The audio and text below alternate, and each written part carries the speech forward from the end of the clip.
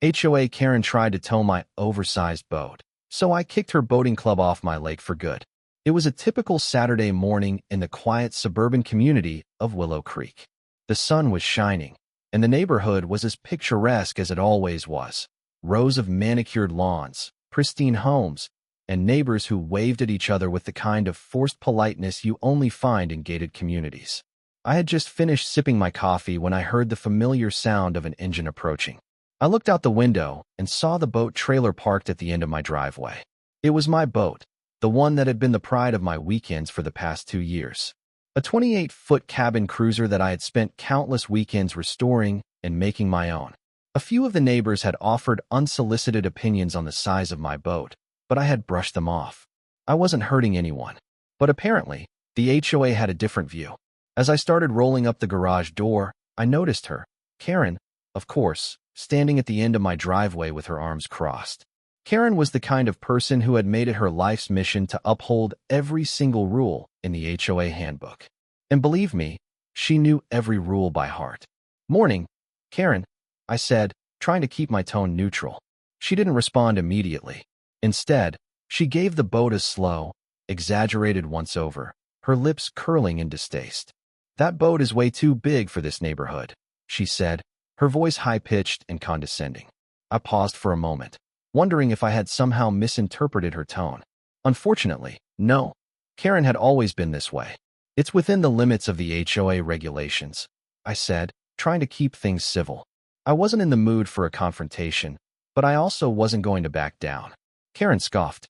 "Maybe technically," she said, "but you know the rules about boat parking. It's clearly an eyesore. You're disrupting the neighborhood aesthetic. People are talking." I couldn't help but roll my eyes. "It's parked in my driveway, Karen. It's not blocking anyone." She leaned in a little closer, as though imparting some great secret. "Well, I'm going to have to report this to the HOA board. The rules are very clear, and you can't just have a boat that big sitting there, taking up space like that." I knew this was coming. The HOA had always had an issue with anything that didn't fit the picture-perfect image they had in mind for the community. The boat was a new target in their ongoing war against anyone who didn't conform. Karen turned on her heel, her high heels clicking sharply against the pavement as she marched back down the street. She wasn't done yet. I could already feel the storm brewing, and I wasn't about to let her get away with it. The next few days felt like a waiting game. I tried to brush it off, but I knew Karen wouldn't let this go. I was already picturing her, clipboard in hand, ready to rally the HOA board members and file an official complaint. The woman had nothing better to do than patrol our neighborhood for any minor infraction she could find. By Wednesday, I received the letter.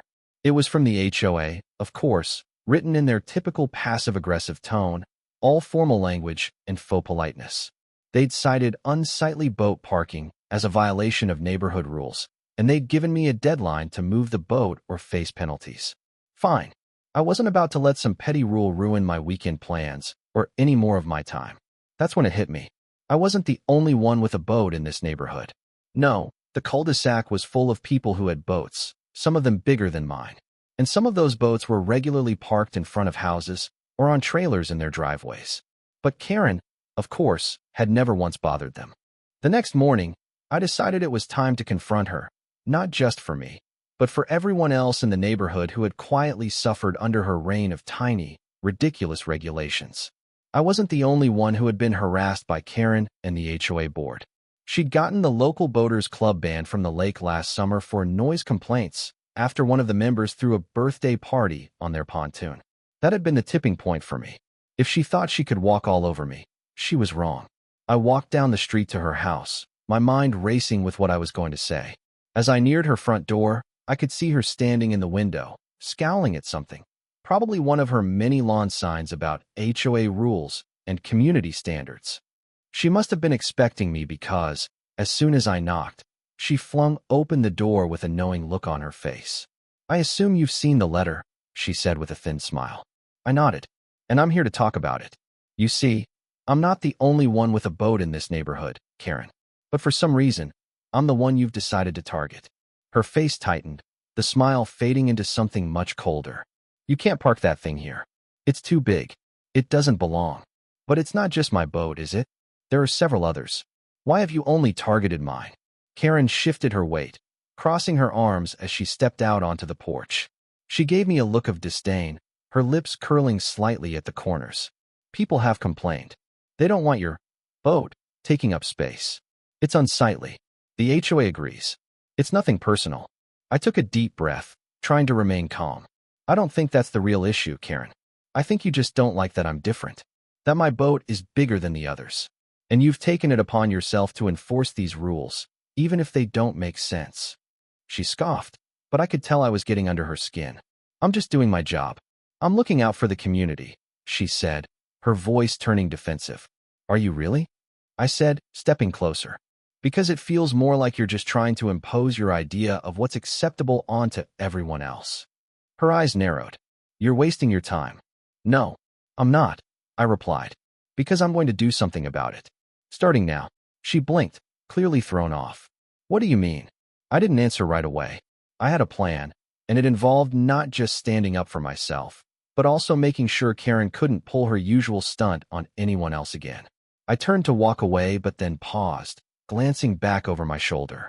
You can take your complaints to the HOA, I said, but if you keep going down this path, I'll make sure you and your little boating club won't be welcome on this lake anymore.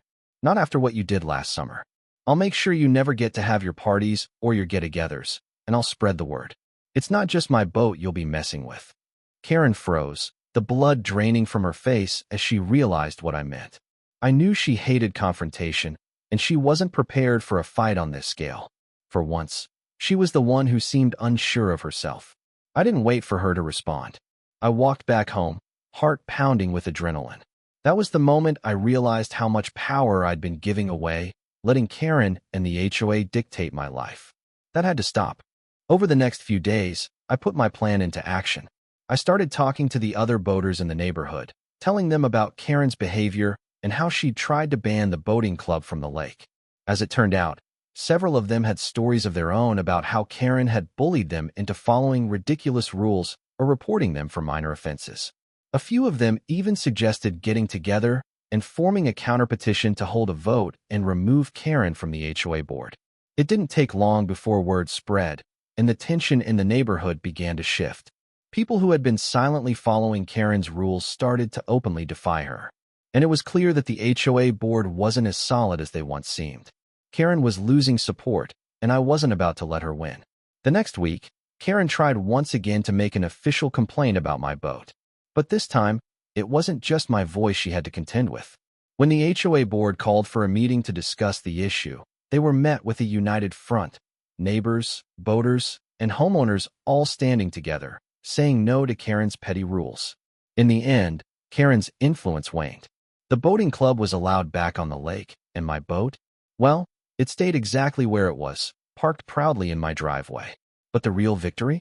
Karen learned that she couldn't push everyone around, and her days of dictating the neighborhood's every move were over. I didn't need to engage in petty revenge anymore. The satisfaction of watching Karen lose control, knowing she had no one to back her up, was more than enough. In the quiet aftermath, I looked out at the water, feeling a sense of peace I hadn't known in a long time. I had taken back my lake.